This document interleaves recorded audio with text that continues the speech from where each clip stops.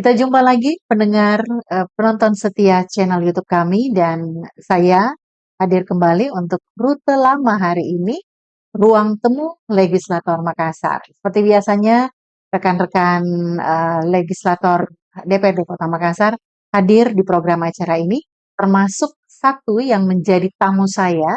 Nanti akan kita berbincang santai seputar satu tema yang tentu saja juga jangan sampai Anda lewatkan untuk tidak menyaksikan kami. Ya, untuk tema kita hari ini adalah rancangan pembangunan jangka menengah daerah atau RPJMD, dan untuk membahasnya saya sudah kedatangan, saya panggil Adinda saja ya. Iya, siap.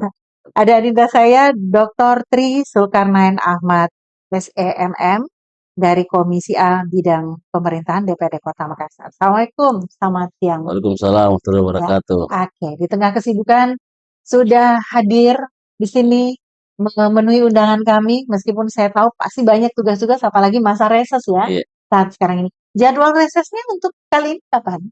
Jadwal reses semuanya kita Heeh. habis dimamuskan kemarin, masa reses kita mulai tanggal 10 sampai tanggal 15. Cuman dari teman-teman beragam cara Iya, melakukannya. Ada yang melakukannya satu hari satu titik, iya. ada yang satu hari 2 titik. Kalau saya sendiri baru insya Allah melakukan hari ini di titik pertama nanti di Kelurahan Laika. Oke, berharap bahwa aspirasi yang disampaikan oleh para konstituen ya, ini kemudian bisa nanti dibawa ke sini untuk bisa direalisasikan nantinya.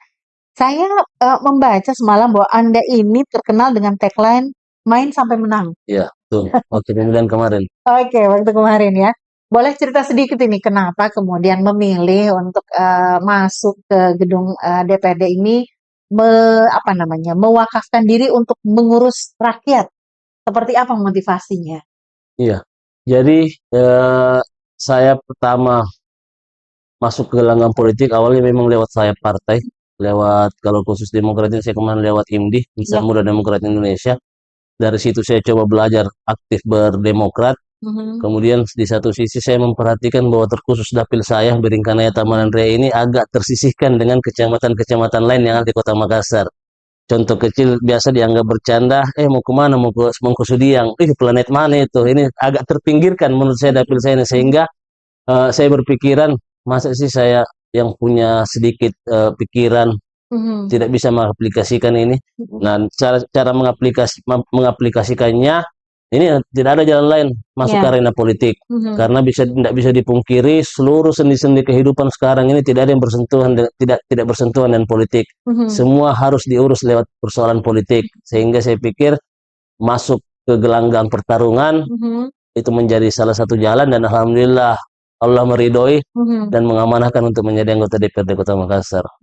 Artinya di daerah konstituen Anda di Sudiang itu memang masih banyak kekurangan, masih banyak hal yang harus dibenahi di sana. Iya, sangat banyak yang ingin dibenahi, terutama persoalan infrastruktur. Kita bisa lihat, saya selalu menyampaikan kepada masyarakat pada saat kampanye kemarin, kita juga ini di sini di Biringkanaya khususnya agak terpinggirkan. Kenapa? Contoh kecil, daerah Pantai Losari yang notabene-nya masih bagus, misalnya trotoarnya harus ditegel lagi dengan kondisi yang masih bagus, padahal di kita ini di dapil Biringkanaya sendiri masih banyak jalanan yang lubang-lubang, bahkan air tergenang. Kenapa pemerintah tidak melirik itu? Kenapa tidak memperbaiki dulu infrastruktur yang harusnya memang layak untuk diperbaiki, daripada merombak apa yang masih bagus tapi harus dianggarkan lagi. Seperti itu. Itu menjadi motivasi ya. Oh, di Sudiang itu memang perlu banyak perhatian. Bukan di Sudiang, di Biringkanaya secara Biringkanaya. Ya, Biringkanaya secara keseluruhan.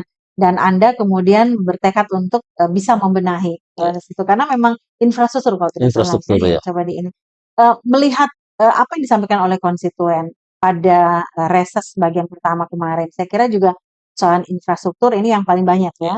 Kemudian masalah kesehatan, apalagi pendidikan. Jadi yang pada masa reses pertama kami di bulan Desember kemarin, memang apa yang disampaikan oleh konstituen itu tidak lari dari 3 persoalan, infrastruktur, kesehatan, dan pendidikan. Di persoalan infrastruktur ini, karena kemarin memang pas lagi musim hujan, berarti banyak keluhan persoalan masalah banjir. Tapi saya sampaikan kepada konstituen bahwa persoalan banjir ini sebenarnya 2 solusinya, ada 2 yang harus kita pikirkan. Yang pertama salurannya, yang kedua muaranya. Karena percuma kita berbicara saluran kalau muara larinya air itu saluran tersebut tidak ada. Sama saya akhirnya di satu sisi kita tiap tahun menganggarkan untuk drainase, memperbaiki drainase. 2-3 tahun drainase tersebut dibangun, dikerja atau diperbaiki, muncul lagi sedimen-sedimennya, menumpuk lagi lumpur di dalamnya, sehingga itu lagi yang harus dianggarkan. Harusnya kan pemerintah berpikir salurannya jelas dan muara larinya air kemana, sehingga tidak menumpuk di satu tempat. Nah, kemudian persoalan masalah kesehatan. Kesehatan yang paling sering dikeluhkan yakni terkait masalah pembayaran BPJS. Kami sudah menyarankan bahwa konstituen atau masyarakat yang merasa berat untuk melakukan pembayaran BPJS bisa menutup BPJS-nya untuk mengalihkan ke KIS pemerintah. Itu bisa difasilitasi di dinas sosial. Kemudian masalah pendidikan yang terkait masalah beasiswa, kalau khusus saya secara pribadi kemarin pada masa pemilihan sudah menurunkan memang beberapa beasiswa, tapi jumlahnya tidak banyak. Kemudian juga yang paling sering dikeluhkan di dapil saya itu paling utama terkait masalah sekolah yang lahannya diambil alih oleh ahli waris, sehingga mengakibatkan sekolah tersebut tertutup, siswa-siswa terbengkalai tidak tahu mau sekolah di mana. Itu yang kemarin banyak disampaikan oleh konstituen. Sekolah bagaimana? Sudah ada titik temu karena lahannya berada di ranah provinsi, tapi aset bangunan yang berdiri di atasnya merupakan aset kota, sehingga mungkin nanti pemerintah provinsi dan pemerintah kota harus kembali duduk bersama, memikirkan, meninggalkan masing-masing dulu egonya untuk berpikir bagaimana adik-adik kita, anak-anak kita ini bisa kembali bersekolah.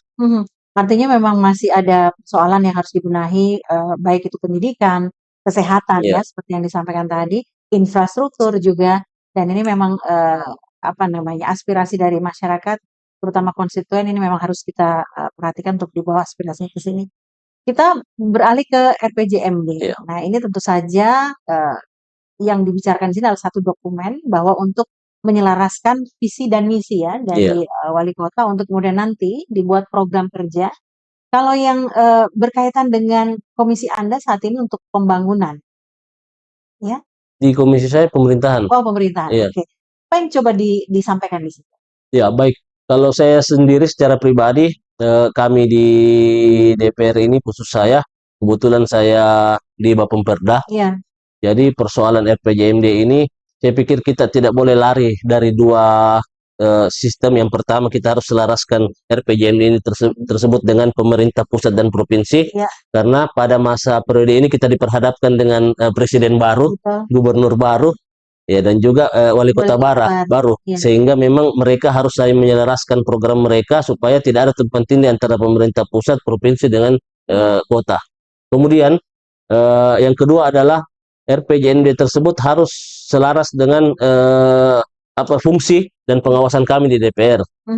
Khusus RPJMD ini, saya bicara RPJMD persoalan masalah legislasi. Saya sendiri berada di Bapemperda, kebetulan pasti tentunya akan membuat perda yang bagaimana RPJMD tersebut bisa berjalan dengan alur yang ingin cita pemerintah pusat.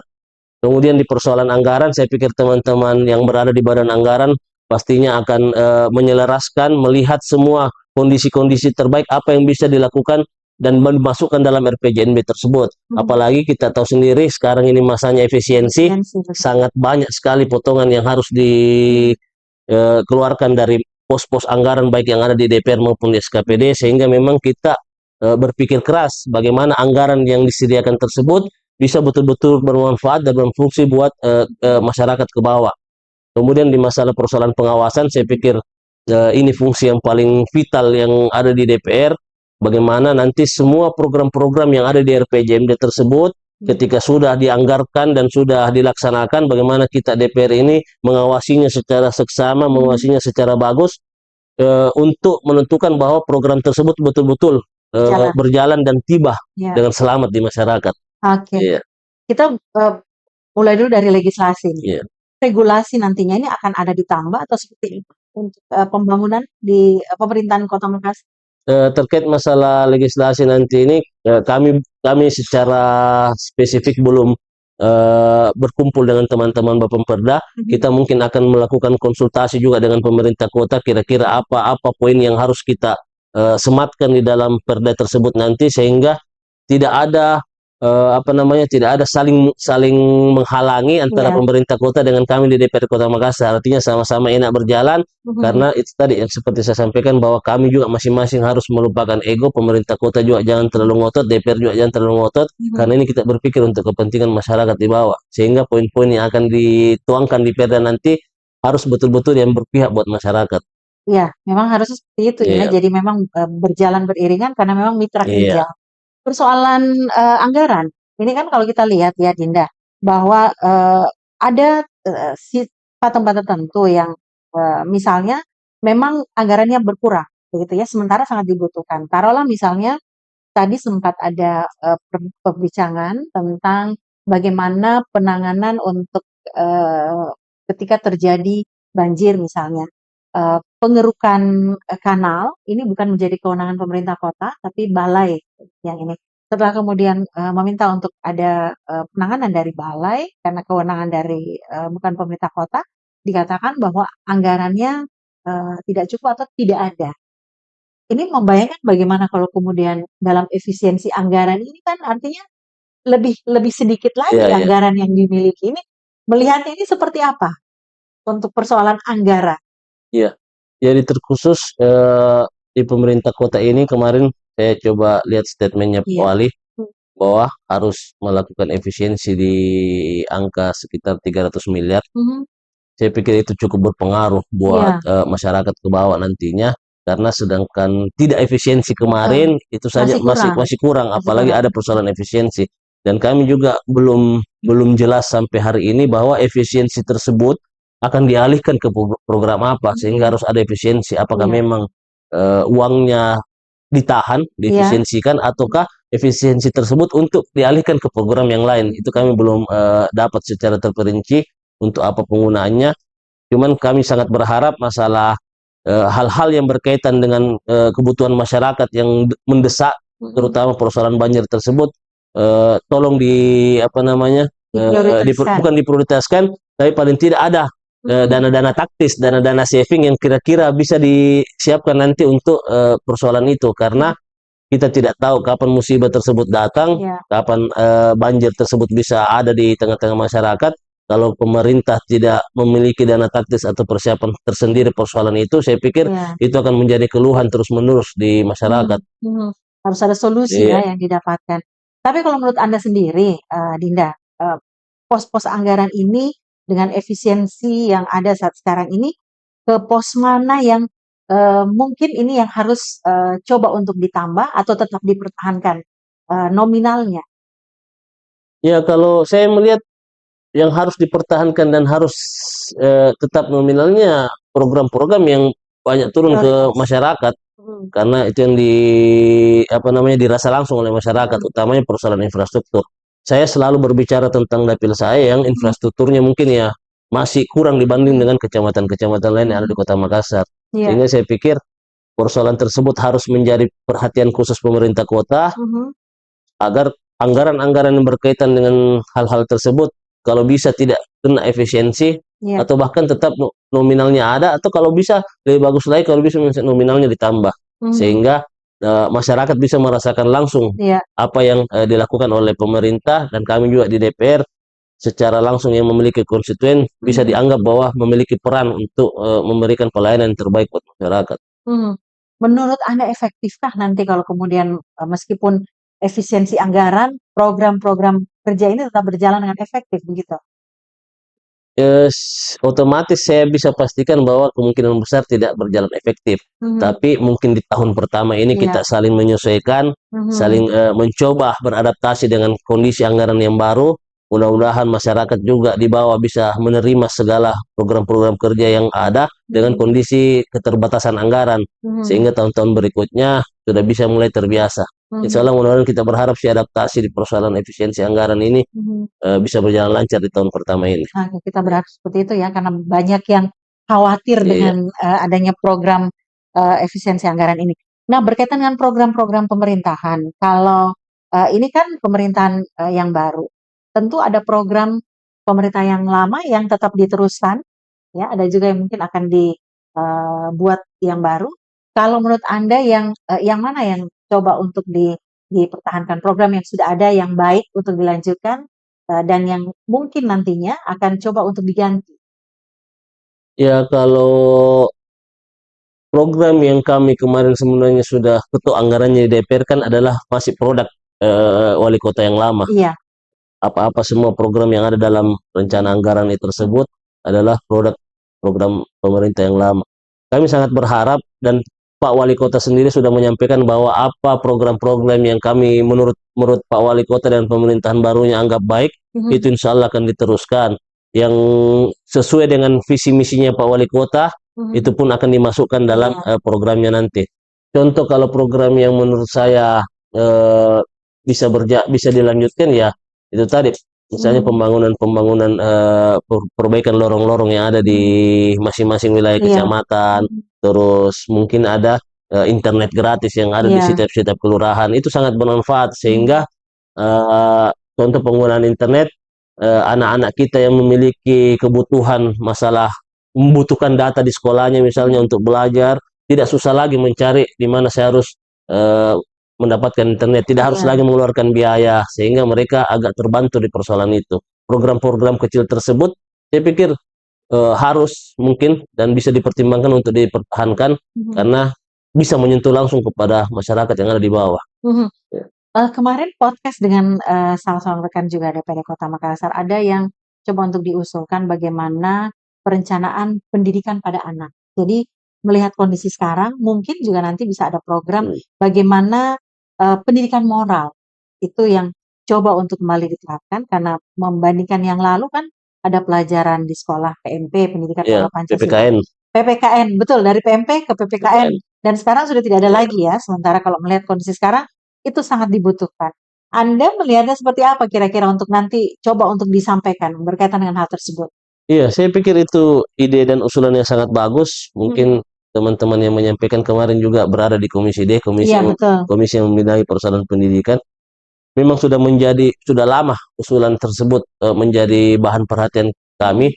Kami insya Allah akan mungkin coba mengusulkan secara resmi, secara kedewanan persoalan adanya lagi pembelajaran terkait dengan masalah moral tersebut. Karena tidak bisa dipungkiri dengan serangan sosial media sekarang yang masuk ke ranah adik-adik, anak-anak kita sekarang, pengaruhnya sangat luar biasa. Kita bisa lihat hampir berapa puluh persen anak-anak kita, adik-adik kita ini sekarang ketika sudah bisa melihat dunia luar melalui sosial media, kadang mereka melupakan adab kepada orang tuanya, kepada orang-orang kakak-kakaknya yang lebih senior. Sehingga memang perlu, saya pikir ada lagi persoalan memberikan pembelajaran, memberikan pendidikan moral kepada mereka supaya sedikit memiliki adab dan etika untuk bagaimana bertahan dengan budaya kita yang ada di Indonesia. Dan saya pikir bukan hanya persoalan moral dan etika, kemarin juga kita coba bahas bagaimana pembelajaran bahasa daerah, bahasa Makassar tersebut atau bahasa Bugis bisa kembali ada di sekolah sehingga mereka tidak melupakan ini adat istiadat yang ada di budaya kita. Ini menjadi usulan yang memang patut untuk dibawa nanti ya, disampaikan.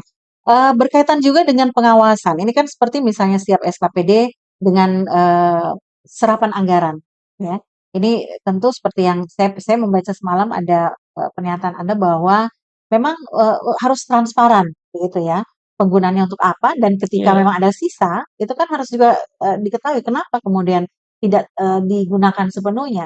Seperti itu untuk saat ini juga? Iya, jadi pasca pelantikan kemarin, saya sendiri ini kan tergolong baru di DPR Makassar, sehingga pasca pelantikan saya masih sempat melakukan monitoring evaluasi dengan SKPD satu kali. Saya melihat hampir tidak ada SKPD satupun yang bermitra dengan kami di Komisi A itu memiliki serapan yang luar biasa. Sehingga saya kan bertanya-tanya, loh ngapain kalian minta anggaran banyak, tahu-tahu realisasinya kurang, serapannya kurang, ngapain selalu bergotot-gototan di badan anggaran, minta anggaran berlebihan, tahu-tahu realisasinya seperti ini. Ada apa, masalahnya di mana? Dari 34 mitra kami di Komisi A, berbagai macam masalah disampaikan, berbagai macam keluhan disampaikan, sehingga saya pikir memang mungkin di monitoring evaluasi pertama nanti tahun 2025 ini, kita bisa lihat, saya sudah bisa lihat secara komisi dan secara pribadi kira-kira letak kesalahannya di mana sehingga serapan tersebut tidak maksimal, sehingga untuk monitoring evaluasi kedua dan ketiga sudah bisa maksimal serapan anggarannya. Karena ini persoalan kemauan, keniatan kita DPR dengan mitra kerja untuk duduk bersama mencarikan solusi. Kenapa anggaran tersebut tidak bisa diserap? Kenapa anggaran tersebut tidak bisa digunakan? Karena kalau anggaran tersebut tidak bisa terserap dan tidak bisa digunakan, yang rugi bukan kami DPR dan yang rugi masyarakat, kasihan masyarakat. Sehingga memang kita harus selalu duduk bersama. Makanya kemarin di komisi saya sampaikan kepada pimpinan bahwa selain Monep, saya pikir kita harus sering turun ke mitra-mitra, memperhatikan, mengontrol, kira-kira apa kendala sampai tidak bisa melakukan serapan anggaran. Kalau kendalanya di persoalan administrasi, kita mungkin bisa komunikasikan dengan SKPD yang bersangkutan atau bahkan ke Pak Wali, supaya jangan misalnya anggarannya jangan terlalu ditahan-tahan, karena ini persoalan masyarakat, harus turun ke masyarakat ini anggarannya. Itu mungkin. Itu yang juga memang menjadi pertanyaan dari apa namanya, bersama dengan beberapa SKPD menanyakan persoalan ini, apa yang menjadi penyebabnya? Jawabannya apa? Beragam. Masing-masing SKPD memiliki jawaban yang beragam. Contoh, ada SKPD yang mengatakan bahwa proses pencairannya yang susah, proses pengurusan administrasi yang susah.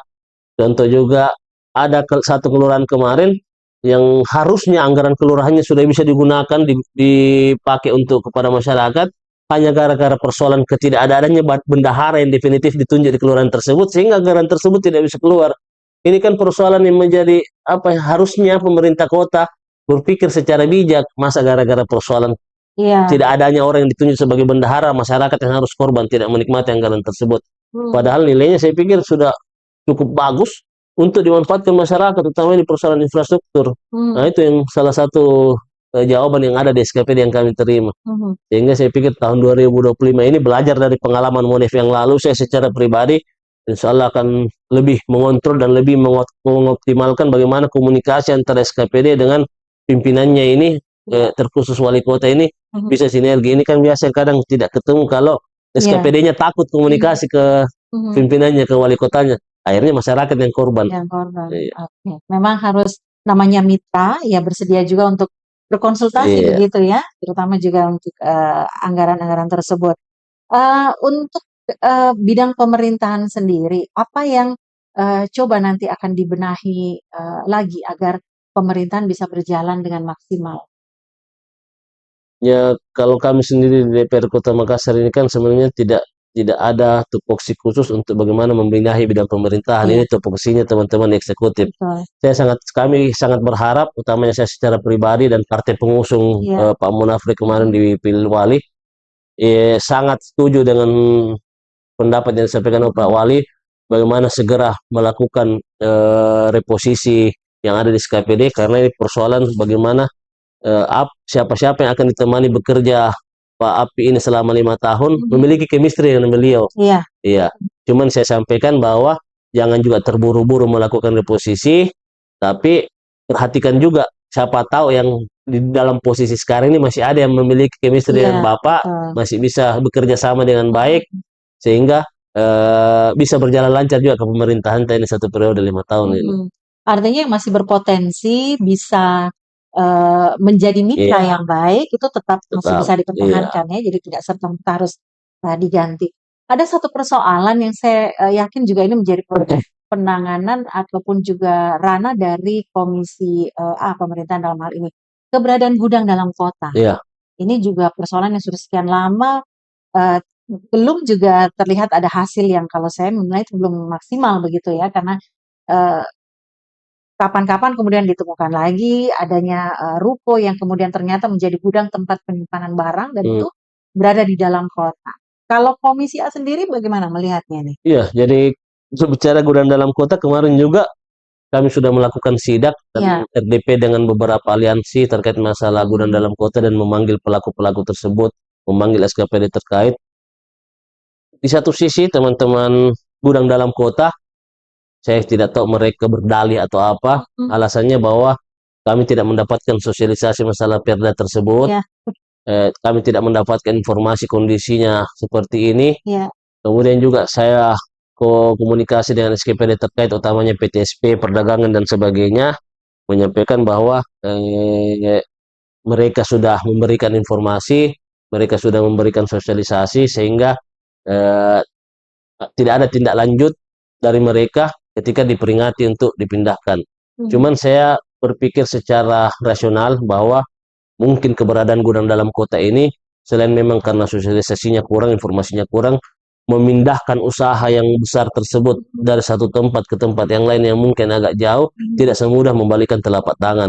Sehingga lagi-lagi pemerintah kota yang harus punya ide tersendiri bagaimana kira-kira supaya keberadaan gudang dalam kota ini bisa dipindah sesuai dengan aturan yang ada, perda yang ada, yakni di Kecamatan Taman Raya dan Biringkanaya.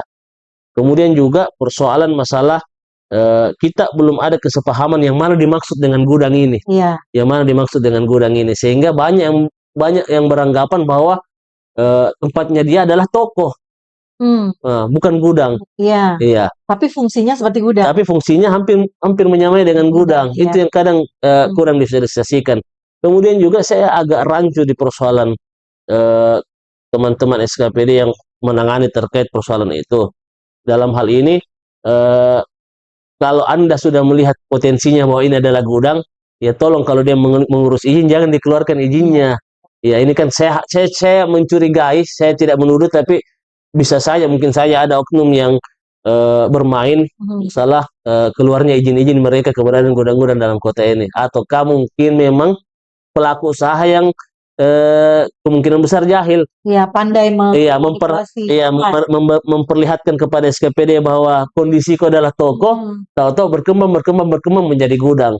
Ya, kita belum tahu. Tapi insya Allah kita sudah mengeluarkan rekomendasi dari Komisi A untuk segera teman-teman SKPD menindaklanjuti, memberikan peringatan pertama kepada seluruh tempat pelaku usaha yang dianggap sebagai gudang dalam kota untuk segera memindahkan secara perlahan gudangnya ke tempat yang sudah ditentukan.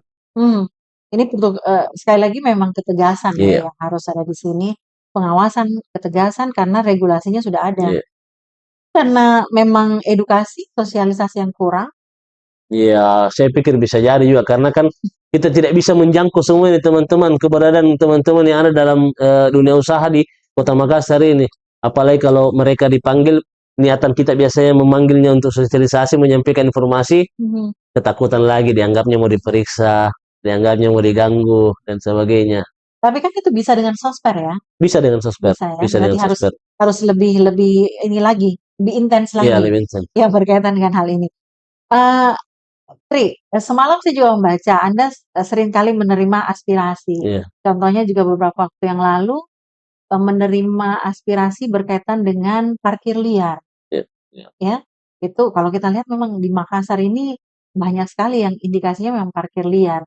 Seperti yang saya baca semalam bahwa halaman atau ruang parkir dari satu usaha ruko ini kan yang banyak bermasalah karena kemudian tidak bisa menampung kendaraan dan membuat kondisi arus lalu lintas di situ. Memasuki badan jalan.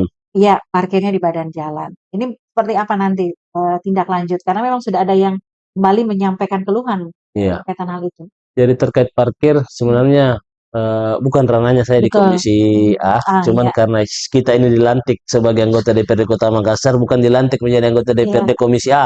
Jadi secara keseluruhan memang kita harus terima. Saya coba koordinasi kemarin ke teman-teman Komisi B untuk memfasilitasi, dan memang keluhan terkait parkir ini sudah sangat crowded di Makassar ini, sangat parah. Cuman ada kesalahpahaman terkait masalah keberadaan parkir liar ini.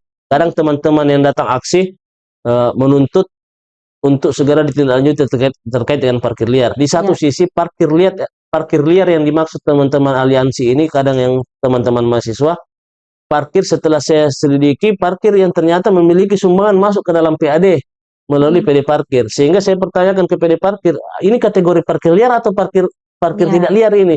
Karena di satu sisi mau kita bilang parkir liar, dia memiliki sumbangan masuk ke PAD melalui PD Parkir. Di satu sisi memang memiliki sumbangan, tapi dia mengganggu bahu jalan. Iya, sehingga memang dibutuhkan konsep-konsep yang bagus dari teman-teman PD Parkir bagaimana bisa mengatasi masalah ini.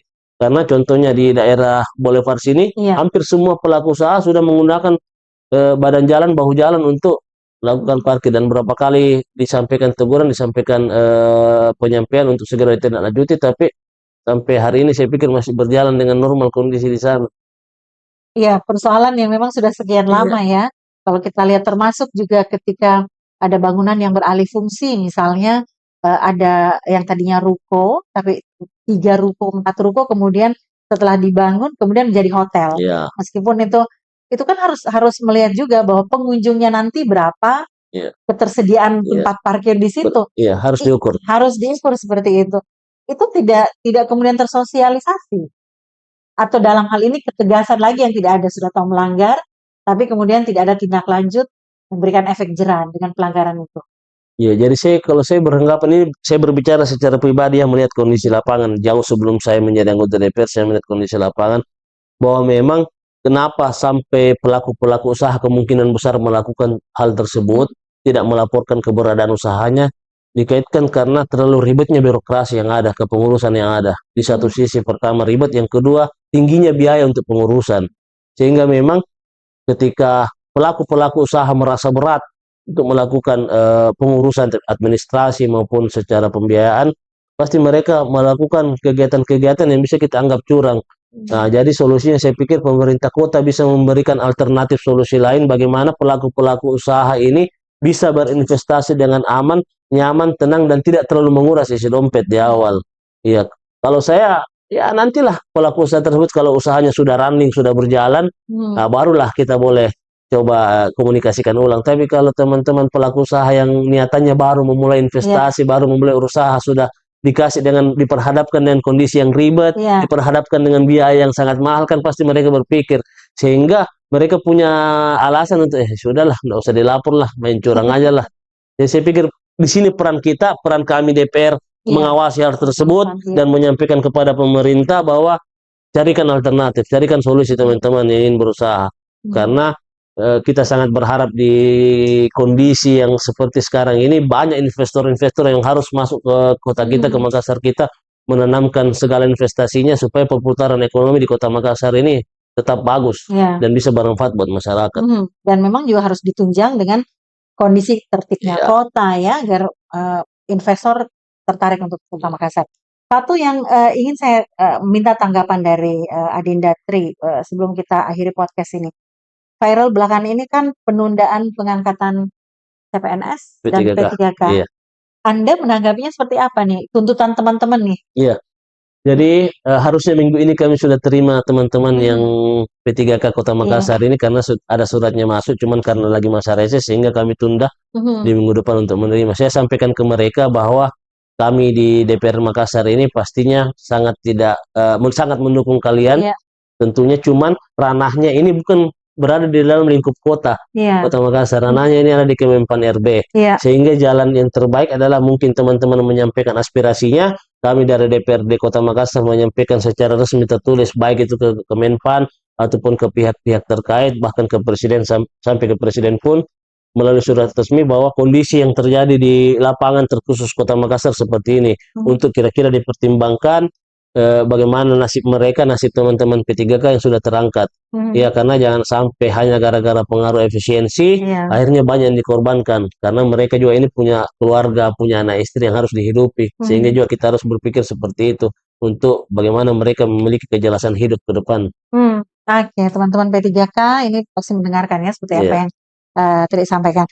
Baik, terima kasih Adinda saya Tri Zulkarnain Ahmad, seorang politisi dan juga bisa juga saya katakan legislator muda yang punya semangat ya untuk tetap berjuang, mewakafkan diri ya untuk kepentingan masyarakat. Terima kasih sudah hadir di Rute Lama, dan nanti kapan-kapan kalau misalnya ada waktu kita ngobrol-ngobrol lagi, mengisi waktu kita untuk podcast dari Media Kreatif. Iya, dan terima kasih untuk Anda yang sudah menyaksikan kami. Nantikan episode berikutnya untuk Rute Lama, Ruang Temu Legislator Makassar. Sampai jumpa.